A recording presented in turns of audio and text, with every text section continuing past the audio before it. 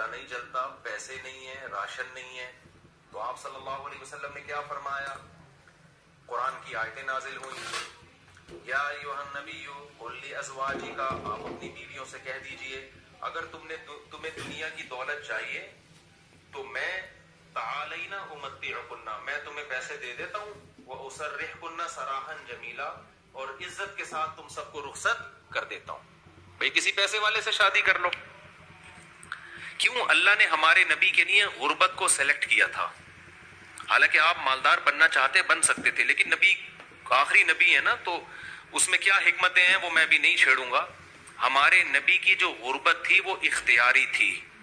اختیاری کا مطلب آپ نے خود اپنے آپ کو مسکین رکھا ہوا تھا، یہ نہیں کہ آپ کے پاس پیسہ نہیں تھا، پیسہ آتا تھا سارا صدقہ کر دیتے تھے، صبح آیا شام تک نہیں بچا، شام کو آیا صبح تک نہیں بچا، لیکن مجھے اور آپ کو اس طرح کرنے کی شریعت میں اجازت نہیں ہے کہ آج سے پتہ چلے آپ نے سارے بینک خالی کیے، سارا سونا وونا گھر کے پلاٹ کی فائلیں والے بیچ باچ کے تمبو لگا کے روڈ پہ آ کے بیٹھ گئے اور بیگم سے کہہ رہے ہو رہنا ہے اسی طرح رہو تمبو میں ورنہ نکلو گی۔ آپ کو اجازت نہیں ہے، کیوں نہیں ہے؟ چینج ہو جائے گا، بس ابھی فی الحال یقین کر لیں کہ مولوی صاحب اگر کہہ رہے ہیں تو علم کی بنیاد پہ کہہ رہے ہوں گے۔ تو یہ نبی کے لیے اللہ نے اس طرز زندگی کو سلیکٹ کیا ہے، میرے اور آپ کے لیے یہ نہیں ہے۔ ہمارے اور آپ کے لیے یہ کہ تمیز سے اچھے بچوں کی طرح کماؤ، کچھ جمع بھی کرو، خرچ بھی کرو، گھر والوں پہ ہاتھ بھی کھلا رکھو، اچھے بچوں کی طرح اس طرح سے زندگی گزارو، فنٹر بننے کی کوشش فرض واجب نماز روزہ یہ پورے کرو بس۔ لیکن نبی کا معیار اونچا تھا، تو نبی صلی اللہ علیہ وسلم نے فرمایا تعالینا، میں طلاق یافتہ بیوہ کی شادی ہونا کوئی مسئلہ نہیں تھا، ایک سے ایک رشتہ مل جاتا تھا۔ یہ تو ہمارے زمانے میں نحوست ہے کہ نہیں ہوتی شادیاں۔ اور اگر تم اسی طرح رہنا چاہتی ہو تو اسی طرح غربت میں میرے ساتھ گزارا کرنا پڑے گا۔ تو تمام کی تمام امہات نے، نبی نے ان کو طلاق کا باقاعدہ اختیار دیا۔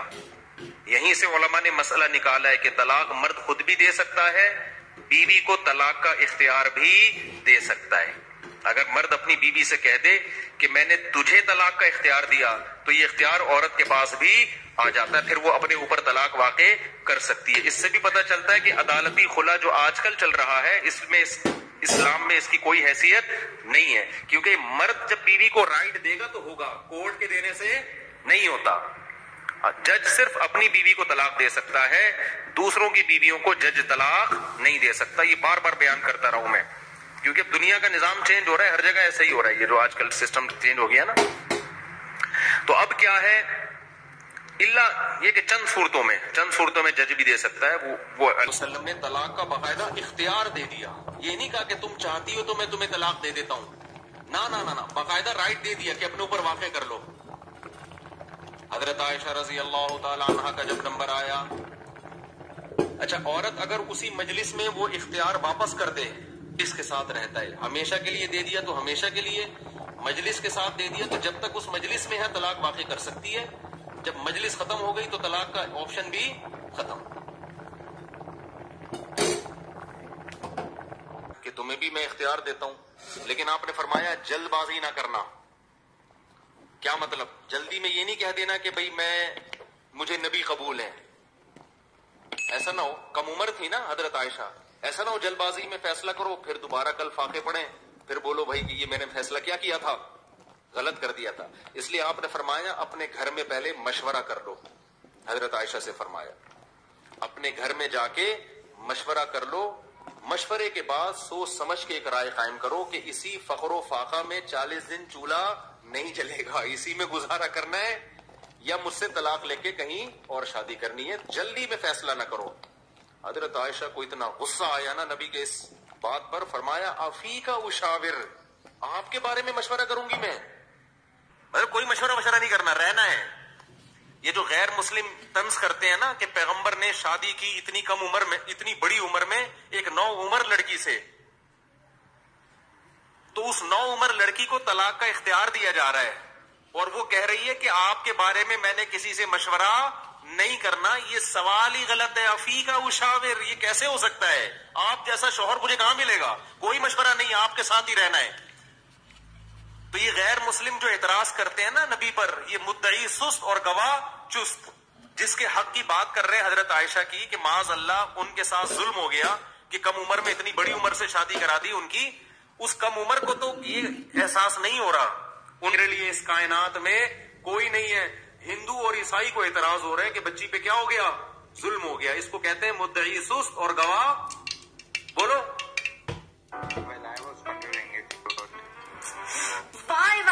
کہ اتنی عمر میں ہو کے ایک کم عمر سے 9 عمر سے نکاح کیا اور کھلانے پلانے کو بھی کچھ نہیں ہے اور 8 سوکنے بھی ہیں, پھر بھی وہ کہہ رہی ہیں کہ آپ کے بارے میں مشورہ بھی نہیں کرنا میں نے.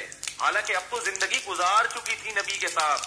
اگر وہ شروع میں فیصلہ معاذ اللہ غلط ہو گیا تھا شادی کا تو اب تو ٹائم گزر چکا تھا نا. اب تو آپ کے پاس آپشن تھا بھائی میں نہیں رہتی. وہ کہہ رہی ہیں آپ کے بارے میں میں نے مشورہ بھی نہیں کرنا, اور یہ ناممکن ہے کہ کیسی بات آپ کو کہے میں آپ کے بارے میں کیسے ہوگی نا. غیرت, ہٹ دھرم اور ضدی نہ ہو. اس بات کو پیغمبر کی نبوت کی دلیل سمجھ کے محمد صلی اللہ علیہ وسلم پر ایمان لے کر آئے گا کہ آپ جیسی پاکیزہ سیرت اور آپ جیسے کامیاب شوہر اس کائنات میں گزرے نہیں ہیں. آج کوئی 50 سال کا 9 سال کی سے کر کے دکھائے, چند دن گزارے اور کھلانے کو روٹی بھی نہ ہو, اچھی بلا جو بیوی ہوگی نا وہ مارکیٹ سے کیا ہو جائے گی؟ شارٹ ہو جائے گی. بلکہ آج جو مارکیٹ سے شارٹ ہو رہی ہیں بیویاں وہ والی ہو رہی ہیں جو جوڑ کی شادیاں ہیں, جو ظاہری اعتبار سے بھی جوڑ کی شادیاں. 25 سال کے لڑکے کی 24 سال کی لڑکی سے شادی ہو رہی ہے. 25 سال کا یہ پی ایچ ڈی بھی ہے, پروفیسر بھی ہے اور کروڑ روپے کما بھی رہا ہے, اور بیگم غریب بھی ہے. پھر بھی جس دن مارکیٹ سے آٹا شارٹ ہوا بیگم اسی دن مارکیٹ سے شارٹ ہو گئی. آٹا شارٹ ہونے کی فکر اتنی نہیں ہوتی جتنی اس کو بیگم کے شارٹ ہونے کی. ہمارے پاس تو کیسز آ رہے ہیں نا, کورٹ میں بھی آ رہے ہیں. ذرا سا بے روزگار ہوا بیگم شارٹ. وہ کہتی تیرے میں ہے کیا جو میں تجھ سے تیرے ساتھ رہوں, ایک آٹا تیرا تھا وہ بھی نہیں ہے بھائی. تو یہ محمد صلی اللہ علیہ وسلم کے بہترین شوہر ہونے کی دلیل. میدان جنگ میں آپ سے بہترین کمانڈر کوئی نہیں, سیاست میں آپ سے بہترین سیاست کسی کے پاس نہیں, گھر میں آپ سے بہترین شوہر کوئی نہیں.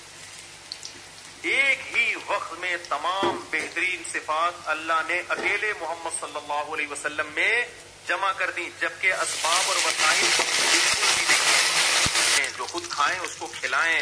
لیکن قدرت کی طرف سے اگر غربت آ گئی ہے بھائی تو پھر ٹینشن لینے کا نہیں ہے. پھر بیگم اگر کہتی ہے نہیں رہنا, کوئی بات نہیں بیگم, میں تو یہی کچھ کھلا پلا سکتا ہوں, رہنا ہے رہو, نہیں تو پتلی گلی سے نکلو. وہ جو حدیث میں آتا ہے من کانت الآخرۃ ہمہ, جس نے آخرت کو اپنی ٹینشن بنا لیا تو اللہ اس کی تمام ٹینشنوں کو ختم کر دیتے ہیں, اس کی فکریں سمیٹ دیتے ہیں. ہماری ٹینشن بس ایک ہے, آخرت میں بخشش ہو جائے. نہ بیگم ٹینشن ہے ہماری, نہ بچے ہماری ٹینشن ہے, نہ کوئی اور ہماری ٹینشن ہے, نہ گورنمنٹ ہماری ٹینشن. میری ٹینشن یہ پورا اترتا ہوں یا نہیں. اب آٹا مہنگا ہونے کی ٹینشن ہم کیوں نہیں لے رہے کہ ہماری وجہ سے نہیں ہوا, میری وجہ سے ہوا ہوتا نا تو میں ٹینشن لیتا کہ آخرت میں چترول کس کے لگیں گے, میری وجہ سے تھوڑی ہوا ہے. اب اگر ہمارے پاس مسائل ہیں تو مہنگا آٹا خریدیں گے, وسائل نہیں ہیں تو بیگم کو بولیں گے پاپے چائے میں ڈبو گے. پاپے بھی آٹے کے بنتے ہیں. آہستہ آہستہ, اللہ نہ کرے ہمیں وہ حالات نہ آئے, ابھی تو اللہ کھلا پلا رہا ہے, لیکن اگر اللہ نہ کرے خدا نہ خواستہ ایسے حالات آئیں تو بھائی وہی گزارا کرو, 2-3 کھجوریں کھا لیا کرو صبح شام. مرتا نہیں ہے بھوک سے اتنی جلدی انسان, اور جب آپ بھوکے رہو گے نا ایک دم کولیسٹرول کم ہوگا, جوان ہو جاؤ گے. میں آپ کو بتاؤں, ابھی تو ڈاکٹر کہہ رہے ہیں کہ بھوکا رہنے سے بہتر کوئی جوان ہونے کا نسخہ نہیں ہے, تو ڈاکٹر بھی اس طرف آ گئے, اگرچہ کھا دبا کے رہے ہیں وہ بھی مشورے اس طرح کے دے رہے ہیں. تو خیر, اب دیکھو حضرت ابو سعید خدری رضی اللہ تعالی عنہ نبی کے پاس آئے, سارا گھر لٹا دیا. ایسے موقع پہ جب کوئی آئے گا تو اس کو کیا مشورہ دیا جائے گا؟ بھائی سب سے زیادہ ان کو راشن دیا جائے, تسلیاں دی جائے. لیکن نبی کے سامنے آئے, ہاتھ پھیلایا, یا رسول اللہ میری ماں نے بھیجا ہے.